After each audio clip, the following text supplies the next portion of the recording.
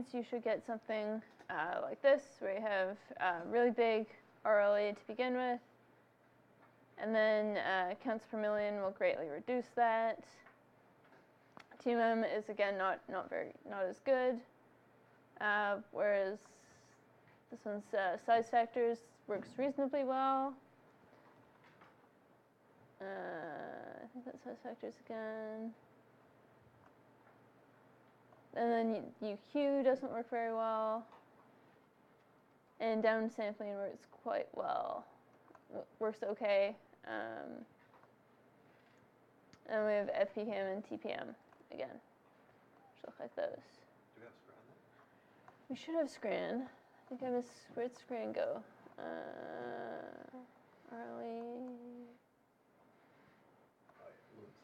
Lone size factor. There we go. That's scran. And it's there, which works very well. Whereas the size factors and TMMs do not work very well on this data set in UQ. On the reads. But scran was that one. So here you're getting a bit more distinction between the different individuals, or at least what individual NA 19239. Yeah, one individual versus the other two individuals is fairly distinct. Whereas the other ones, they're pretty much just a big blob of points. Except for counts per million also works reasonably well.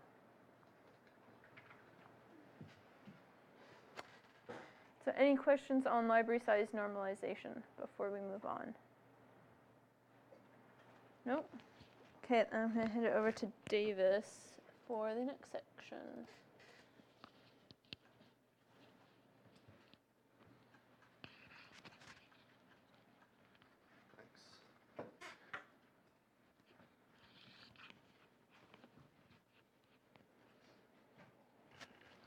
Yeah, so for what it's worth, my take on the size factor normalization thing is that if you're going to use size factors to normalize your data, then use the scran ones because they've been designed specifically with single cell data in mind, and they avoid the traps that TMM, RLA, UQ all fall into in single cell data, which is the prevalence of zeros. Because bear in mind that those methods were all developed for bulk RNA-seq data, and they work very well in that context. They were never designed for the specific characteristics of single cell data. So they're there, they're available, they're well known, but I would use with extreme caution for single cell data. And I think those plots bear that out, that scran and just standard library size normalization, so counts per million, work reasonably well. The others getting onto shakier ground.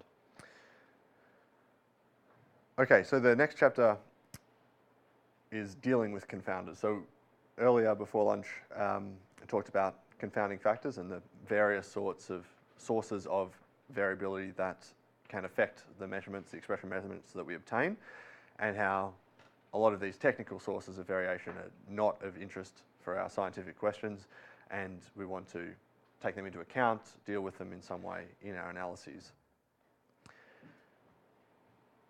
So one of the big technical effects, as we just discussed, is this effect of library size, that with the best intentions in the world, you're never going to get the same number of reads coming from each cell, and so we can account for that using those normalization approaches.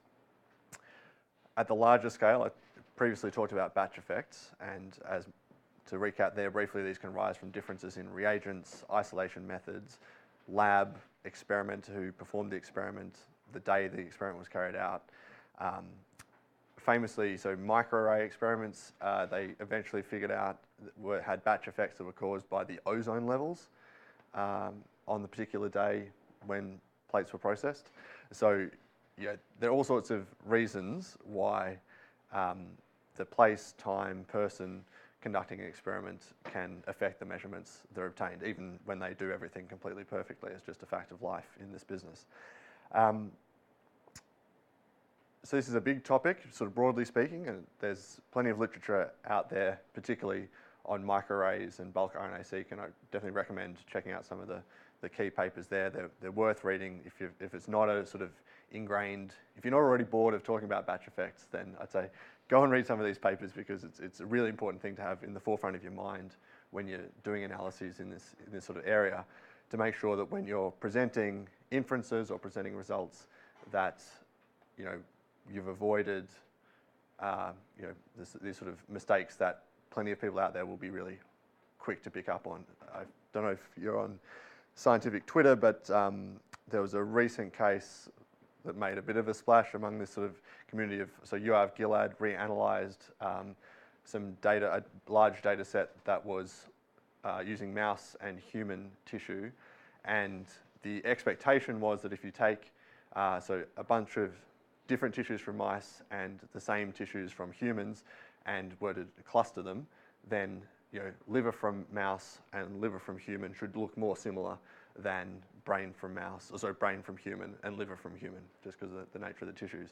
And some people published a paper where this wasn't the case, and Yoav Gilad and others went back and looked at this in detail and figured out that the apparent similarity that these other people had reported originally was really down to batch effects. That what they picked up in their clustering were samples coming from the same batch rather than the biologically meaningful signal, which would be essentially that liver tissue, whether it comes from mouse or human, should be expected to be more similar than brain and liver tissue from the same human even.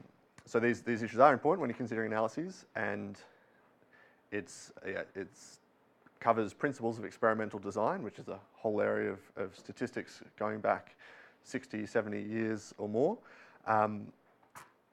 And here we don't have time to discuss all of that, but we'll talk about some of the things that to watch out for, some of the things we can do, and sort of what we might be able to do in a case where the experimental design has allowed us to take into account batch effects or account for them in our analyses.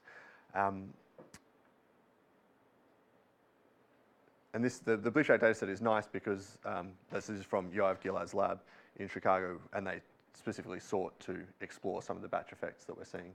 And so that Tung et al. Paper is really worth reading. I think it's still on bioRxiv, or is it has a more official location now? It's at bioRxiv. And Stephanie Hicks and Rafa Irizarry also published, there's a paper up on bioRxiv from them also discussing similar issues.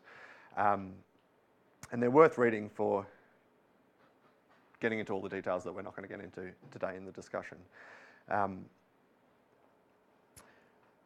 The key thing that we want to avoid when designing an experiment is what we call like a completely confounded design. So that would be where you've, say, got cells from one tissue that are processed on one plate, say on one day, and cells from another tissue that are processed on a different plate and processed on a different day. If we then want to make comparisons between the cells from those two different tissues, we can't be confident that differences we see are due to biology rather than being due to technical effects between the processing of those different batches. And so if we've done it that way, that would be a completely confounded design, and that's where real problems arise.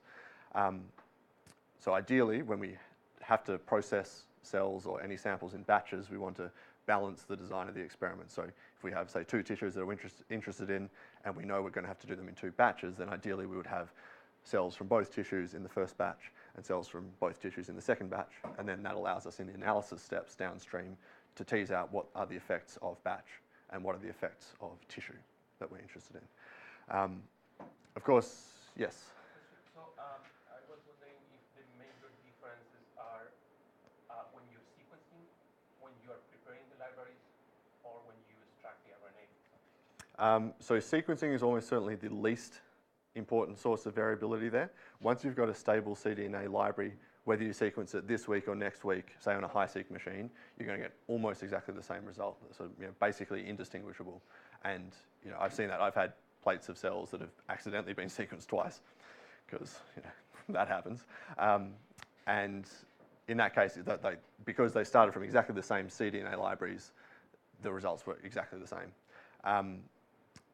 So your previous steps was a library prep, so that is a big source of variability, because that's where we think in single-cell, most of the single-cell protocols out there at the moment, that step from going from RNA to a cDNA library ready for sequencing is a big source of inefficiency. So that's where we think a lot of these dropout events come from. So there's RNA present for a particular gene, say, in a particular cell, but because the reverse transcription and other processing is not efficient, we've missed it completely, even if it was highly expressed in that cell. And that can vary quite a lot, because I guess there's a lot of randomness in which dropouts you get or not. So that's an important source. Then certainly, like if you process cells 1 week and then were to take, say, the same cell line, process and sort them again the next week, you would expect there's going to be variability. There could be different proportions of live and dead cells in those two populations, just because of whatever. It was hotter 1 week, or you had to wait an hour for the sorter the next week or something. So they can certainly. Is that what you guys see, like when comparing different biological replicates, for example? Because what I would do is that collect all my samples, different replicates, and then make the libraries, right?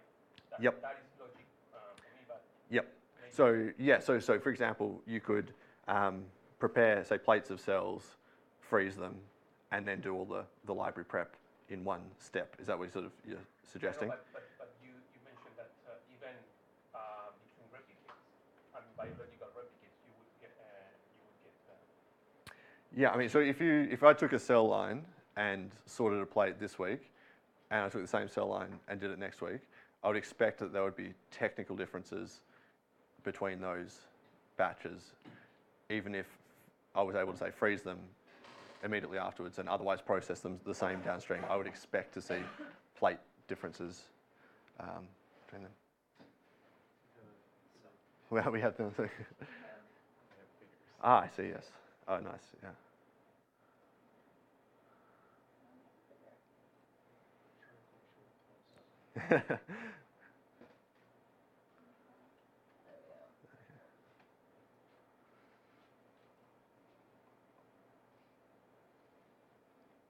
So this is talking about that idea of confounding or unconfounded experimental designs. So in the top left, this would be an unconfounded design, because we've got one chip here and all of our 3 biological conditions of interest are all represented on that one chip.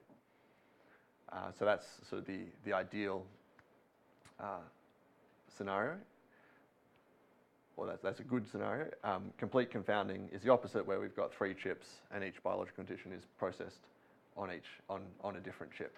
And if that was all we had, that top right, then we can't be confident that differences we see between cells are due to biology rather than due to technical chip effects. So a better design is balanced batches. So like taking our unconfounded chip here and replicating that. So we've got multiple chips now, but each biological condition is present on each chip. And so this allows us to then, in the analysis phase, apply batch correction methods quite effectively to tease out technical sources of variability from the biological sources that are of interest. Now, of course, for good reason, it's not always possible to do this.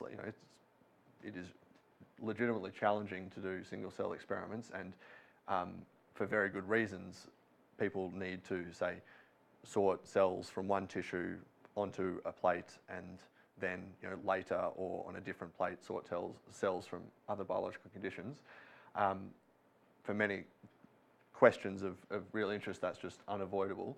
And when that's the case, the only option we have is to replicate the experiment over and over again. So we have, even though each individual plate or chip may only contain one biological condition, we have multiple replicates across conditions and across chips. And so that is sort of making we can use mixture models downstream to model that, and having the replication is sort of our get out of jail card there for if we can show that regardless of different chips, different plates, biological condition 1 behaves in this manner and biological condition 2 behaves in this manner, then consistency across these multiple chips starts to build up evidence for whatever story we want to tell from the data. So is there any technique in terms of capturing technology that you can use that try and kind of that there? Just to see what chip you're Yeah. So edge effects or is there any technique? So not that I've come across. So I mean, I've heard of stuff, in development where you can, input different populations and they'll sort of be merged magically on the chip. But I haven't actually seen any data from anything like that. So, at the moment, that unconfounded chip might be a wish rather than a reality. I would hope that people designing these sorts of machines would keep this in mind, so it's possible to do that, because that would be really valuable. But certainly, like a lot of the data I'm dealing with, we're in this situation where we're taking cells from a differentiation process. So day 0, day 1, day 2, day 3. So you can't sort those cells at the same time. They have to be done on subsequent days. And so it's replicates that we're using there, because you can't avoid that. Yeah, I know I believe both Fluidigm and WaferGen have chips for option top left in development. I don't know if either of them have been released yet. They keep saying they'll be released soon, but what does soon mean? I'm not quite sure. We've done actually working with on that, but I don't even, Yeah, so coming soon, I would say, for that option.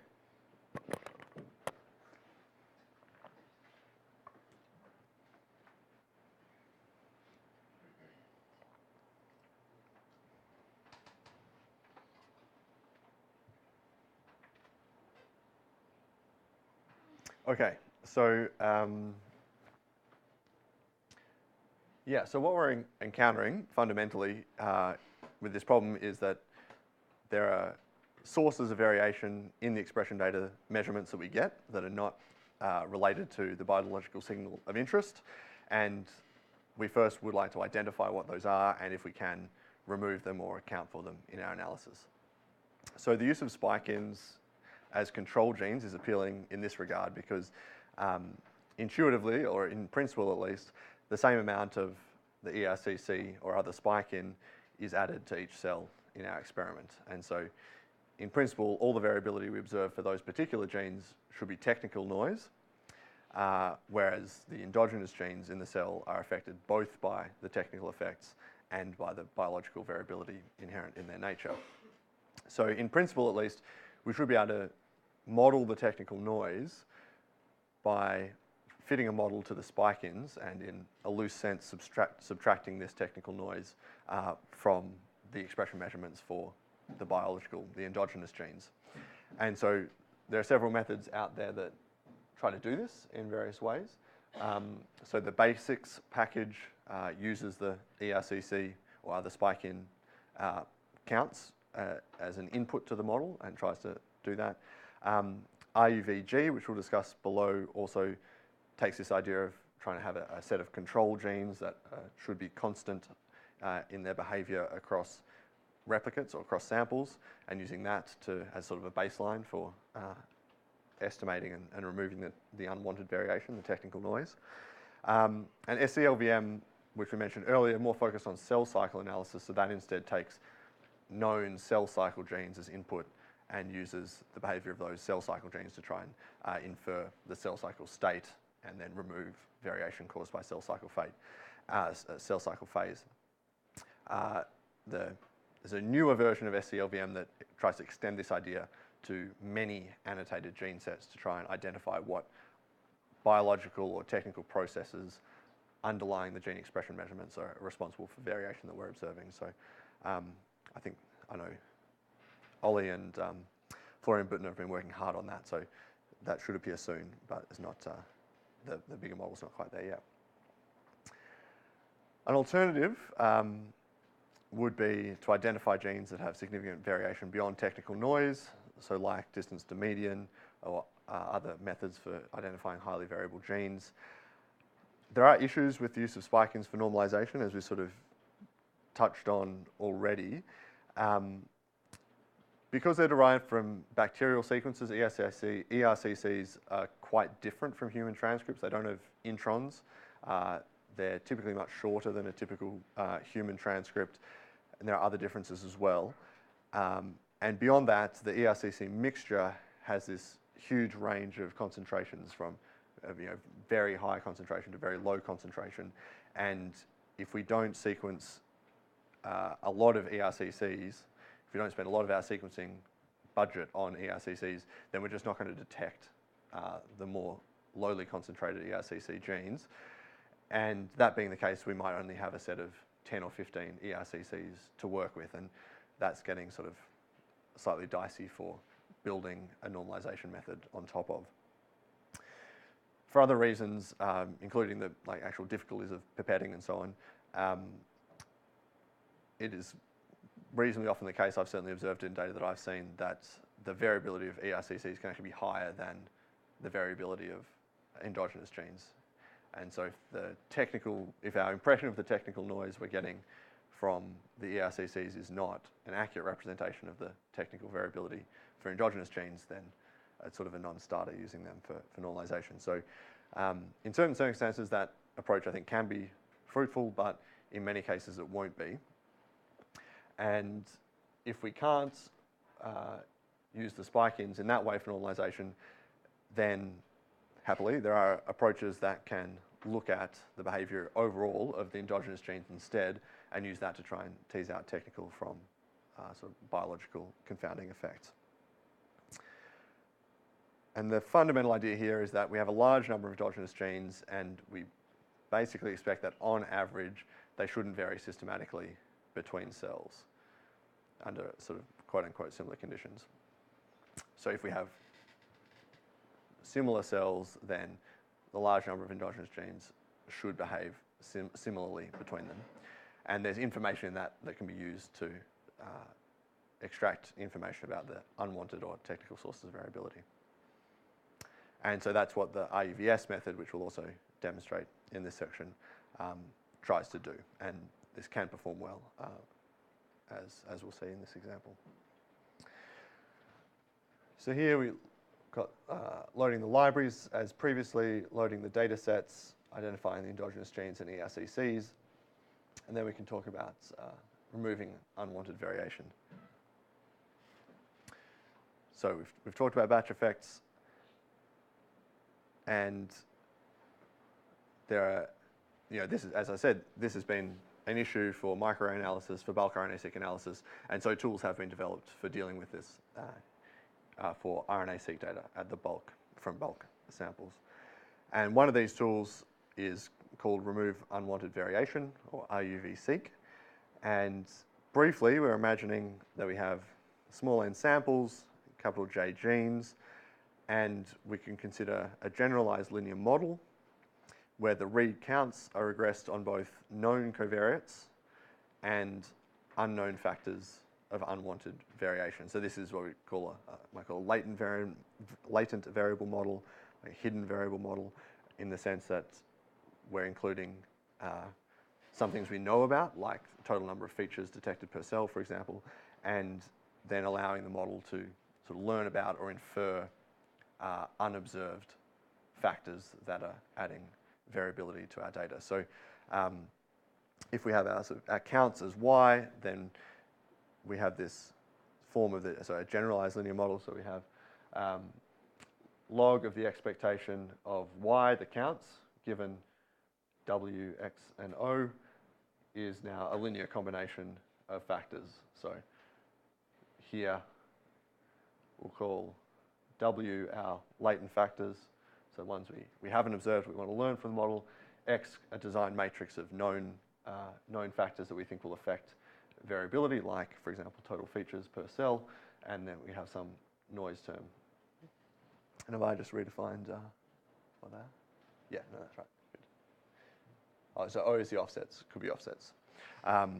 So this O can include typically library size or adjusted library size after doing some sort of size factor normalization.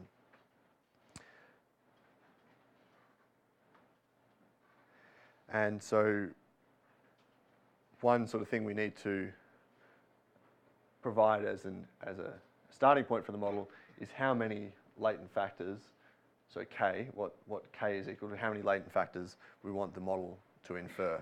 So it can't do that and infer the latent factors simultaneously.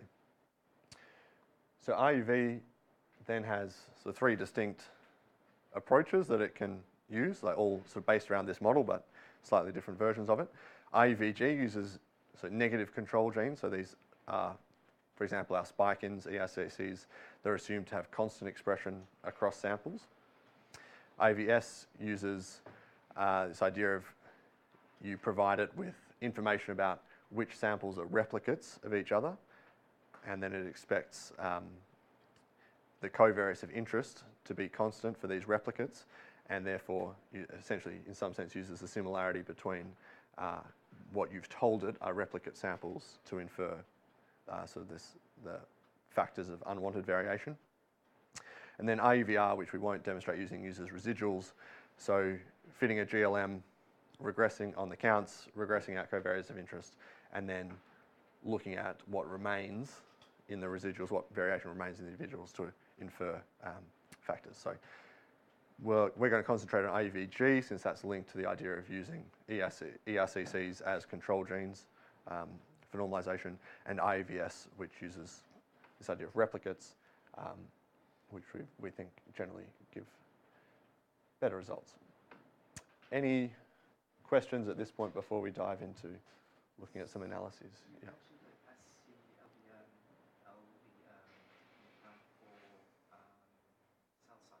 Mm. So can you run the RUV and then run the So the question was, could we combine IUV approaches which try to sort of learn unwanted factors of variation, combine that with SCLVM, which has been specifically set up to look at cell cycle effects? I think in principle, yes. So not, in terms of practicality of like actually using the software tools, I don't know off the top of my head if SCLVM, I think it would work. For example, you could identify the factors of unwanted variation from RUV and then provide them as covariates to SCLVM. I think that would work. Yeah. The idea behind this extension to SCLVM is that you won't need to do that because they've built a model that can take many annotated gene sets and learn hidden factors simultaneously. And so that's... it's not. I keep badgering Ollie and Florian to finish it and put it out there. So that's imminent, and partly that's why we haven't discussed it here, because we decided to limit ourselves to tools that are currently available and sort of established. So I think that's where it's heading. It seems very promising. The results I've seen look very promising. Yeah, in the meantime, that sort of two-step thing might be necessary. The other thing you could imagine doing is, say, learning whatever factors are unwanted variation with RUV and comparing them to like an independent run of SCLVM on the raw data and see if is there overlap, is there correlation between the factors you learn. One of which, from SCLVM, you know that's going to be cell cycle related because that's what it's specifically trying to do. It may be that RUV also picks up a sort of cell cycle relevant factor, but there's absolutely no guarantee that it will. Yeah.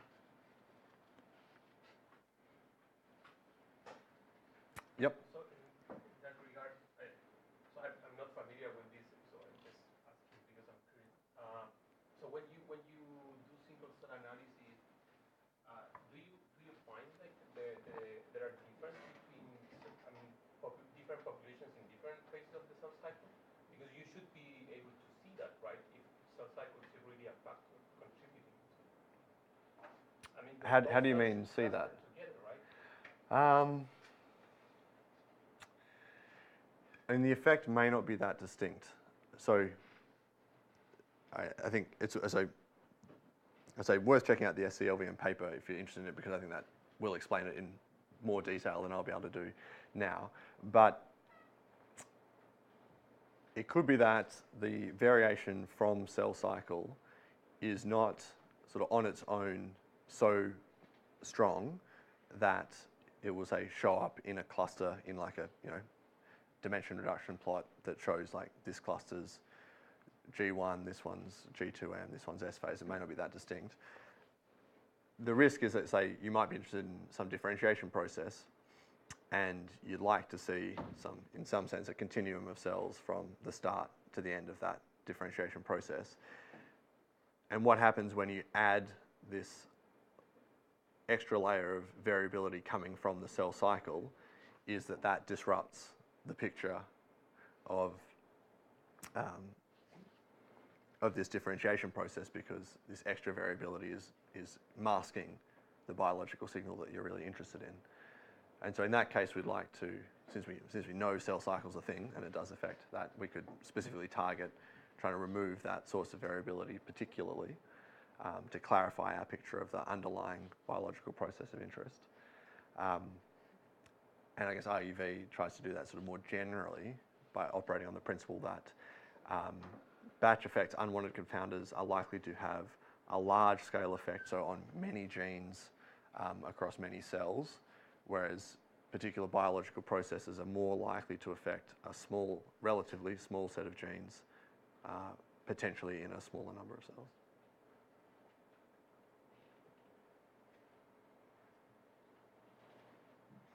Cool.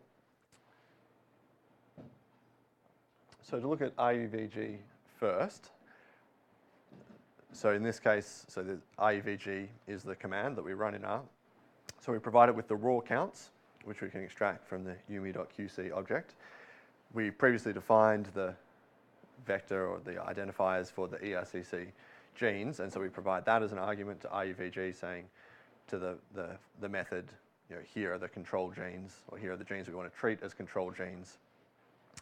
And so what we can do then, and we have to specify K, so we have to tell it how many latent factors are we looking for in this analysis. And so we do that in the first case with K equals 1, and the setExpress function from Skater then allows us to save essentially those normalized counts produced by RUVG into the expression object, the SCE set object. Repeat that with K equals 2, so now we're telling it to find 2 latent factors and normalize, removing the effect of those 2 latent factors. So that gives us these RUVG2 normalized counts, which we also store in the SCE set object. And I've also taken the log counts per million of these normalized counts with an offset of 1. So we get sort of log transformed expression values normalized from RUVG as well.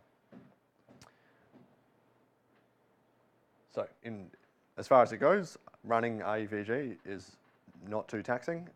It's pretty quick to run because we're giving it the information about sort of where to look for the variation, in the sense that we're saying this particular set of genes, the ERCCs, are our control genes. They should be more or less constant across samples. And we're telling it how many factors to find. It can do that quite efficiently. IVS is a little bit more involved. And the complication here is that we need to set up a matrix that tells, so this is what this CIDX, where to tell the method which cells are in a sense replicates. And it's, of course, very impolite to talk about how you would have done something better if you programmed something yourself. But I certainly found this not intuitive to set up. What we have is, what we're trying to build here is a matrix where each row gives the indices of replicate cells. And so for our normalization approach here, we're going to say that the cells coming from the same individual are replicates in this sense. So we have to create a matrix where each row has so the first row is the cell indices for individual 1, cell indices for individual 2, and then third row is the same thing for individual 3. So it's not particularly elegant, but it gets the job done. So this CIDX is that matrix telling the method which cells are replicates. Then we have this CIDX object, which is, that's the names of the genes that we want the method to apply to. So here, that's everything. We're going to give it the whole expression matrix. And we're giving it raw counts in this step, and we're telling the method that these are not log expression values. They're raw counts, so therefore is_log is false. It's not the case. We tell it as before, k equals 1. We can run it. It does its thing. We can get normalized counts from that, store them in the SCE set object again, and run the same thing again, k equals 2, and store those normalized counts. And again, I've just stored log CPM as well in the object too. Yeah. Why are we doing k equals 1 and then k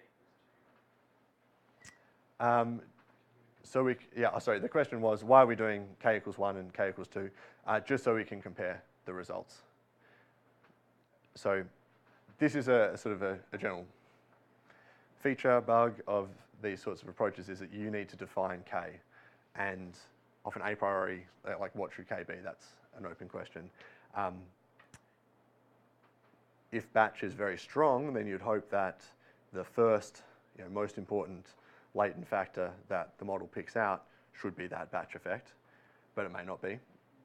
And so it can often be sensible to, check multiple values of k, or check k across a range, 1, 5, 10, and compare the results. And so here we're going to look at what we get from k equals 1, what we get from k equals 2, and so on. Yep. You're choosing three cells here. Why are you choosing this? No, so n row equals 3 because we have 3 individuals. Yeah. So we're going to say all the cells from individual 1 are replicates, all the cells from individual 2 are replicates, and all the cells from individual 3 are replicates. So you mean how many replicates you have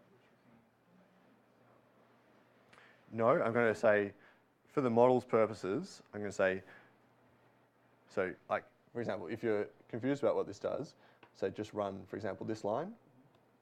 So that will give you a vector of indices where this is true, where individual is equal to NA 19098. So that's going to be a vector of 96 times 3, I think, because we've got, well, however many we've filtered out previously, but essentially that's the indices telling the model, okay, all of these cells came from this individual, and we're going to treat them as replicates. So this is effectively telling the model that we expect to see differences, potentially substantial differences between individuals, but we're using the cells across the different plates for each individual as replicates. So we're effectively saying, differences you see within an individual across plate are technical effects that we want to remove, but we don't want to remove differences between individuals because they're biologically meaningful. And so this is where the replication allows us to do this, because for each individual we have multiple plates. So we can say, look within an individual and essentially aim for consistency across plates within an individual. If we only had one plate per individual, then we couldn't tease out there's no basis for teasing out that confounding.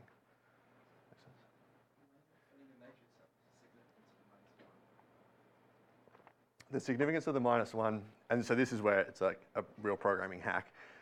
So in R, if you have a matrix, you can't have rows of different lengths, obviously.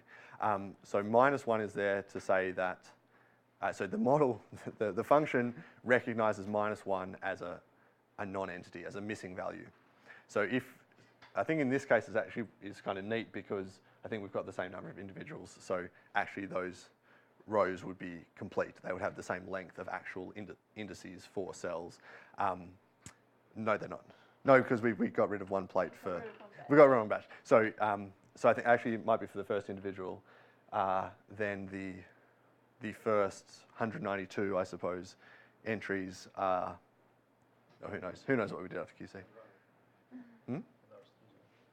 Oh yeah, you can always run it and figure it out. But yeah, anyway, to answer the question, the -1 is there to say that this is effectively missing, ignore it, so that we can get a matrix of appropriate size, even if there are different number of replicates between groups.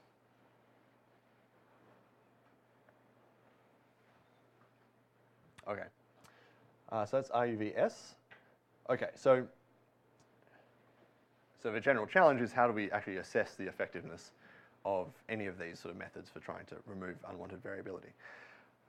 So the first thing we're going to look at here is just looking at PCA plots, and we're going to colour the cells by technical replicates, and the shape corresponds to different biological samples, individuals.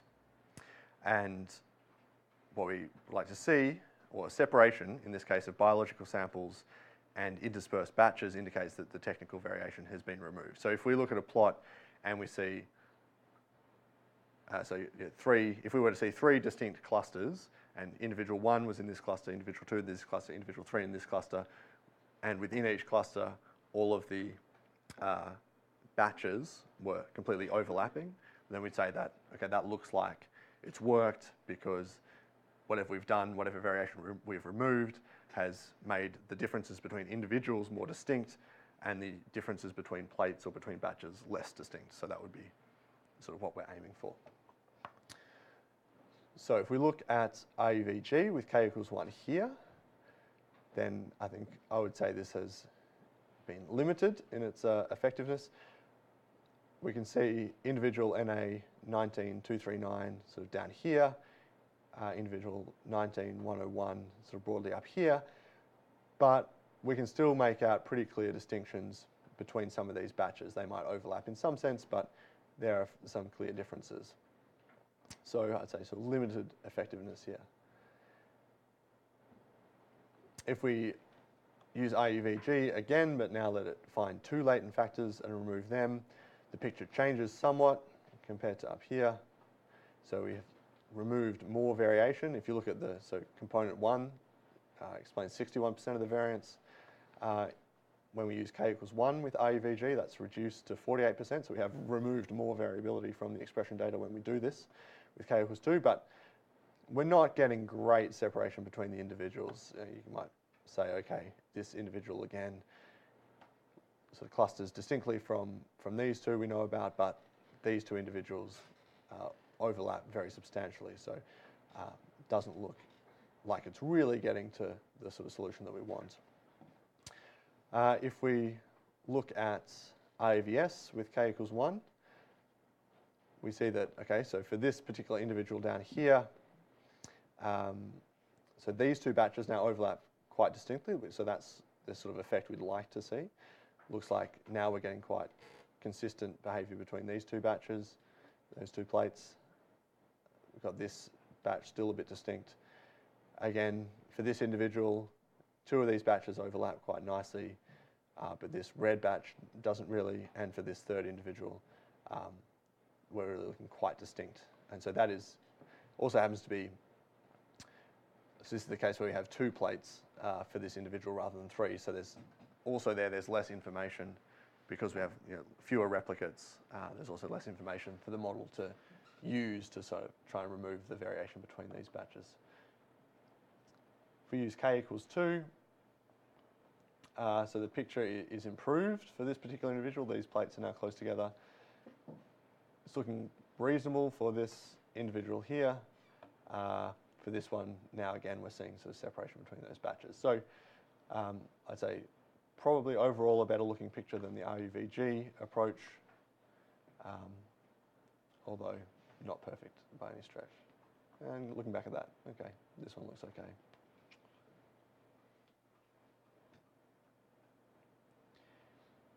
Just to highlight the points of using, so this is using normalized counts. So we save normalized counts as to the RUVS spot. So all of these pictures have been looking at normalized counts as input to PCA.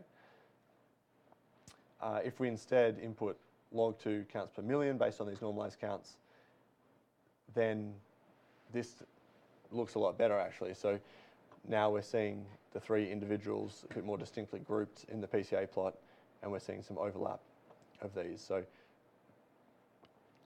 also just a reminder for when we're looking at visualizations, actually the transformation of the data that we input to these methods is relevant. And given that PCA is a linear dimension reduction technique, generally providing it with log transform data will give better results than raw counts or things that are not on that scale, just because log transform counts are closer to being Gaussian than TPM or raw CPM or raw counts. So another way we can look at the effectiveness of these methods is using the relative log expression, which we've discussed before, so to see if we can confirm that technical noise has been removed. So when we look at these, going from raw counts on the left to REVG with k equals 1, k equals 2, and the REVS with k equals 1 and k equals 2, we can see that using REVS definitely removes more variation from the matrix. Maybe think. So when we look at, so for example, comparing REVS with k equals 2 on the normalized counts, the first component explains 10% of the variance, whereas for RUG it was 48% of the variance. So we are removing more variability from the expression data when we're using REVS as opposed to REVG, which I think is expected. When we look at REVG, okay, so the box is now essentially flat at 0, and we have some outlier genes beyond that, whereas now everything is, the RLE is basically 0 for REVS.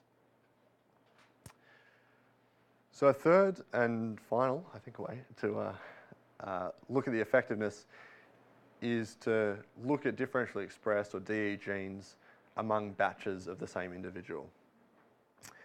And we do this because theoretically we say, okay, there shouldn't, in an ideal world, there wouldn't be any differential expression between replicate batches from the same individual. If they really were, populations of cells that had come from were behaving the same from the same individual, then the fact that they were processed on different plates should not give us any differentially expressed genes.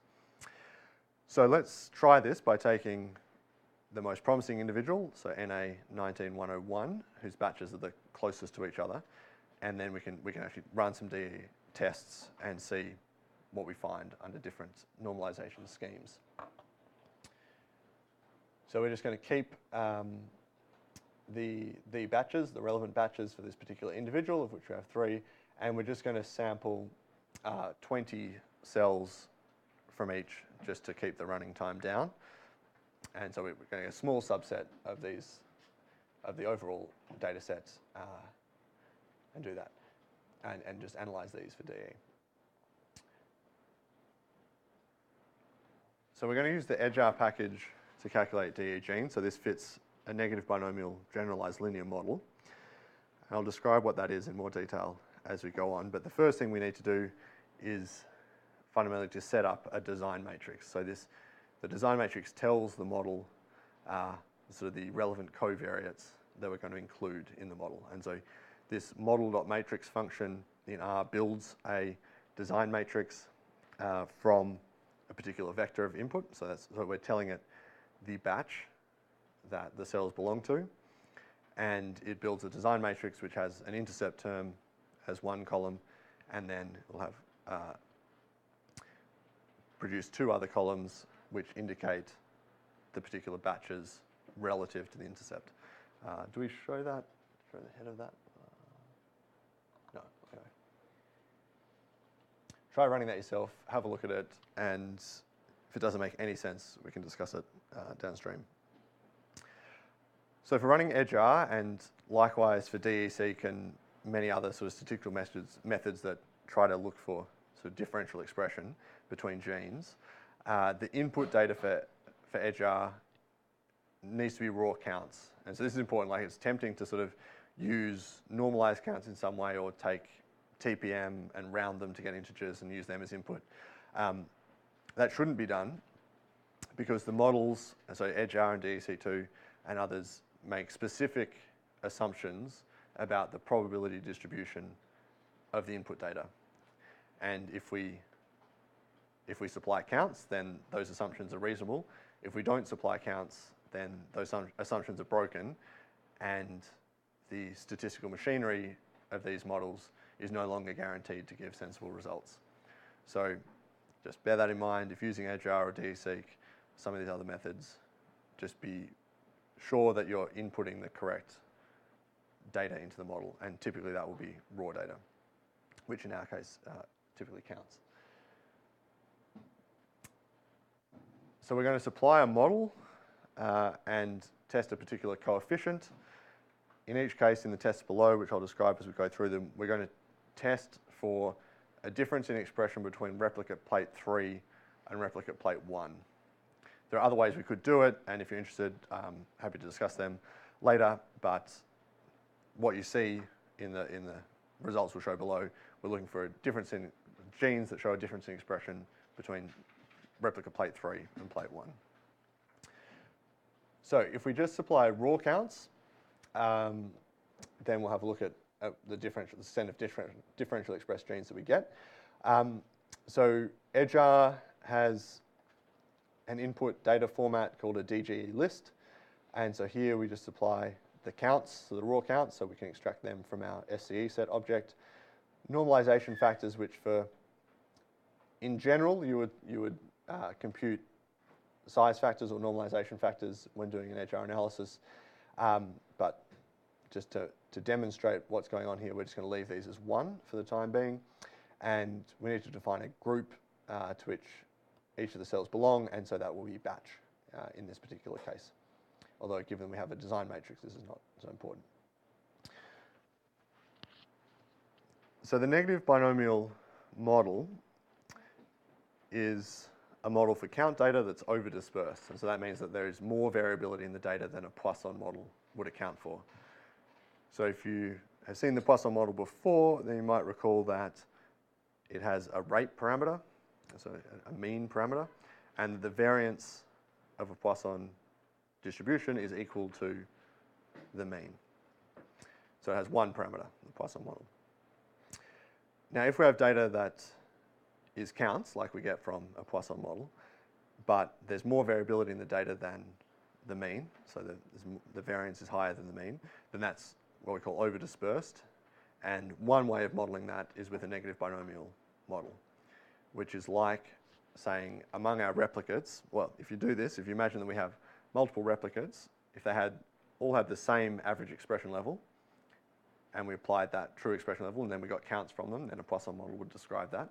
If there was some variation between the true expression levels of our replicate samples, and that's gamma distributed, although that fact is not particularly important, then mathematically we would get a negative binomial model. If we had the means, the rates were gamma distributed, and then the counts were Poisson distributed, then we get a negative binomial model. So you don't need to know any of those details, but in case there's a statistician or someone interested in these things, that's where this model comes from. So this has been a very successful model for differential expression testing in bulk RNA-seq data, because exactly what we observed in bulk RNA-seq data was over-dispersed count data, and the negative binomial generalized linear model can model that effectively.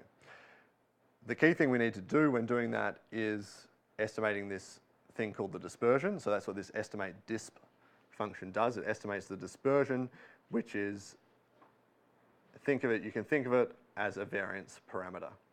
So the dispersion that we estimate for each gene controls the expected variability or the variance of that gene. And we need that for the differential expression testing that we do with the model downstream.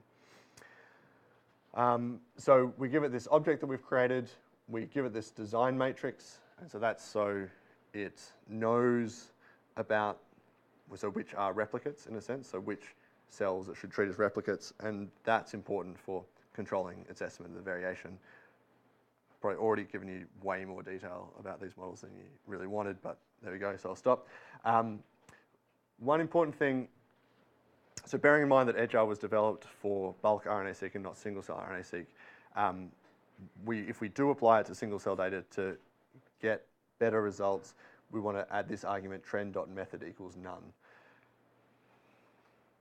Briefly, when modeling bulk RNA-seq, we want to closely model this relationship between the variability, the variance, and the mean expression levels. For complicated reasons, we don't want to do that in single cell data, so we leave that as none, so that's why that's there. So having estimated these dispersion parameters, then we can look at this thing called the biological coefficient of variation for each gene. And so this is what this plot looks like, and this, all you need to know about this is it looks reasonably sensible in that for lowly expressed genes, we sort of have higher biological coefficient of variation, and this tends to decrease as we increase the mean expression level. So basically, all you need to know is that this sort of picture looks reasonably healthy. What we can also notice is that there are certain genes that have much, much higher variability than the bulk. And this is typical and driven by biology, we think, although not here. So we use the function glm_fit to fit this negative binomial glm to this data with this particular design matrix. And then we run the function glm_lrt, which conducts a likelihood ratio test comparing the full model, which is this one defined by our design, which just has an intercept and the batch variable. And we compare that to a model where we drop out the final coefficient of this, which is testing for, difference between batch two and the rest. If we then apply the top tags to these results, then we get a list of genes ordered by most evidence for differential expression. So we have a log fold change, the average log counts per million for that particular gene. LR is the likelihood ratio statistic. We get a p-value. Right. And if I could scroll this across, we also get a false discovery rate, an estimate of the false discovery rate. So you see from these, we're obtaining certainly some genes from this particular test which have, on the face of it, a large amount of evidence for their differential expression. And if we do a summary of these, so implicitly this decide test DGE says, tells us which genes are up and down regulated at an FDR of less than 0.05, of less than 5%. So this output is telling us that we have 571 genes that are down regulated. So in this context, that means lower expression in plate 2 versus plates 1 and 3 at a false discovery rate of 5%, and we have 600 that are upregulated, so higher expression on plate 2 than plates 1 and 3 at a false discovery rate of 5%. So we can produce this thing called a smear plot, which is just a plot of the log fold change against the average expression for the gene, and in red highlighted those genes that are significantly differentially expressed at a 5% level.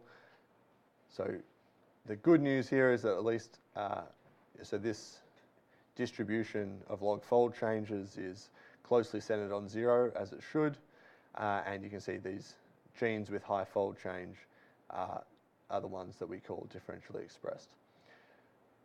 And what you can see is that for a gene to be called DE at a 5% false discovery rate, for a lowly expressed gene, it needs a much larger fold change than a gene with higher average expression. And this is a feature of these count-based models, is that you have more power to detect differential expression if you have higher counts than if you have lower counts. And that's, if you work through it, you can also understand that in terms of statistical information. There's more information when you have a large number of counts than if you have a small number of counts. And that's distinct from a normal model where that's not relevant, I guess. So if you had a bulk sample Mm. and the same data, how can you essentially use this as a basis of working on whether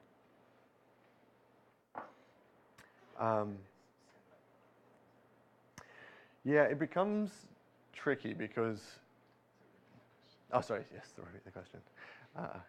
The question was, if I understood correctly, if we had bulk data from the same samples or same experimental context. Could we in some way compare that meaningfully to DE results from the single cell data? In principle, yes, and it would certainly be a good sanity check given that we've been doing DE testing in bulk RNA-seq for a long time now. There are numerous packages out there that are well established and reliable. We know what we're going to get out of them. So EDGAR is one of them. So if you were to say, so here we're looking at replicate plates for a given individual, but if instead we say we're interested in differences between individuals, and so if we said,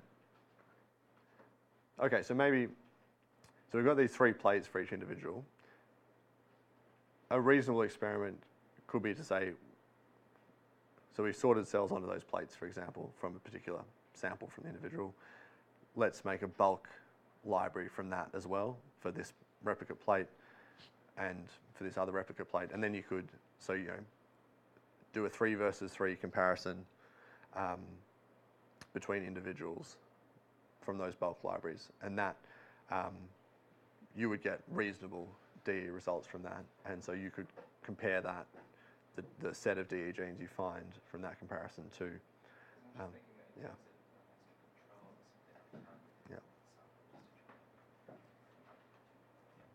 Yeah, I mean, the other thing that I know Aaron Lund, who also worked on EDGAR for several years, he's been thinking about, so what happens in the situation where you've got your cells from different tissues or different contexts are processed on different plates. And one of his suggestions is collapse or sum all of the counts for each plate. So your plate of single cells turns into one sample, and then sort of do a bulk style DE test across that. So that would actually be possible here, and that would probably be a sensible point of comparison. I mean, there's a lot more work to be done in this whole area to figure this out, especially in these problematic contexts where we don't have balanced designs. I mean, I expect that in the single cell, if you're looking at the single cell level, then our sample sizes are so high compared to bulk RNA-seq that even though the models will estimate higher variability or higher dispersion because of the large numbers of zeros, I expect that tends to be outweighed by the sheer number of samples we have at the single cell level. And I think the tendency, my worry is that we'll tend to find a lot more things that we would call DE, especially with these bulk models, because we're not quite handling the variability quite right. So, yeah, this is the tricky thing with sort of navigating these areas. Like, we've got new methods that try to account for the specific characteristics of single cell data, and it's really important to develop those methods. But what we have to compare them to are these bulk methods that work really well in bulk and are well established, but we know, a priori are not tailored to single cell data and, fail in maybe predictable, but maybe not entirely predictable ways. So, I would expect the results, the DE results, full stop, from an EDGAR analysis like this that we're doing here to be liberal in the sense of finding more DE genes than we should at a given, say, false discovery rate. So it should be it's overly sensitive, I guess. But in terms of comparing normalization methods where we expect there to be no DE genes, ideally, then I think they can be informative for this sort of particular analysis. I wouldn't necessarily advocate this approach more widely. I'd be careful. But. Okay, so these are the results that we get if we just use the raw counts and test for a difference in the batches with nothing else in there. And so about 600 downregulated significant genes, about 600 upregulated. So if we look at RUVG using k equals 2, then we form a new design matrix, and so we use the model.matrix function again. What we're doing here is including the 2 latent factors that RUVG identified. So that's what this particular argument here is adding to the model. So incorporating those. The idea here is that we have a full model which has these latent factors plus the batch term, and we're going to compare that to a null model which only has the latent factors. So we're going to look at the effect of batch on gene expression, accounting for these latent factors that explain variability. So that's the idea here. So if we look at this design matrix, so each row is a cell in our analysis here. The first column is this intercept term, so that's just a column that's all ones. The second column is a column of these values for the first latent variable. Likewise, the third column is for the values for the second latent variable. And then these 2 columns here are just zeros or ones, and so these are indicators which say that the cell belongs to replicate 2 or replicate 3. So that's what this design matrix is telling us. So we do the same as before, supplying this design matrix and estimating the dispersion. We can look at the biological coefficient of variation against average expression again. Overall, I'd say that the story looks pretty similar. Most of the genes follow this sort of general tendency to be slightly lower.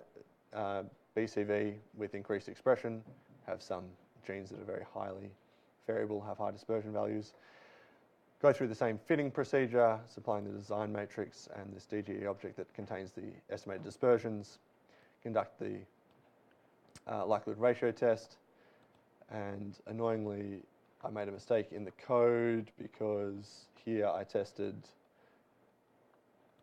coefficient 2, that should be coefficient 3, which means that that dropped out replicate 2 from the model, whereas annoyingly down here I've dropped out replicate 3. So I'll let you run that again with testing the correct coefficient to test for differences between replicate 3 and replicates 1 and 2. But doing this on the RUVG so we can get the same sort of information out of top tags, fold change, average expression, likelihood ratio statistic, p-values. So you can see that the most DE genes in this analysis now have substantially larger p-values, larger FDRs, and now when we look at the output of this decide test DGE, instead of having around 600 up or down regulated genes, we're under 100. Although, bearing in mind that I have tested a different coefficient, so they're not directly comparable. If we look at where those DE genes pop up, then they are, of course, the ones with high fold changes. But essentially, with the latent factors now accounting for some of the variability that we observe in expression levels, there's less evidence for differential expression between genes across batches. So that's suggesting that that sort of normalization is helpful. We can do the same thing with RUVS.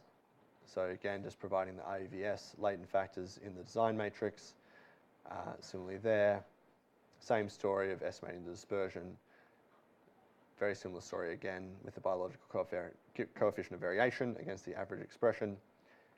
In the same way, we fit the model and conduct the likelihood ratio test, look at the top genes. At a glance, looking sort of similar to what we saw with the RUVG results. And I think these are very much really quite similar to RUVG. And here we are actually comparing apples with apples. So we had 69 down and 44 up for RUVG.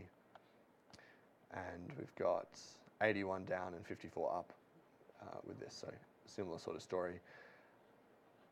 I'd say the MA plot or the smear plot of log fold change versus average expression, again, looking fairly similar. So I mentioned at the start that we ignored size factors between the cells, which we normally wouldn't do in a DE analysis. So if we apply the size factors from SCRAN and do the same thing and run the same analysis, then we see slightly fewer DE genes, although the result is certainly not stark here. And basically, you can understand that as if the size factors are not substantially different from 1, if they're not hugely different from 1, then all we're changing is the library size, slightly tweaking the assumed library size, and so we don't see a large difference overall in the DE results, although there are, again, slightly fewer here than we've seen in previous analyses. And that's log fold change. So if you haven't done a lot of DE testing in RNA-seq data, that's a bit of a whirlwind introduction. But overall, I'd say the conclusions are that the RUV approaches do seem to improve the situation. We are removing unwanted sources of variability to some extent, and the various ways of looking at the effectiveness of that, I think, bear that out. There's an exercise to get on with there, but before we do that, are there any questions? If not, no, I think I'll just make the announcement that we'll be sticking around here until around 5 or so, and so you can continue working on this exercise for the reads, which is you've probably gotten used to by now how it works out, and then we will reconvene here tomorrow at 9:30 again to cover the remaining chapters. So I think that's what we have to say. Yep. The final thing is that I'm not going to be around, unfortunately, tomorrow. So if there's anything you want to grill me particularly about, then catch me today before you leave. Or grill these 3 tomorrow. That's fine by me.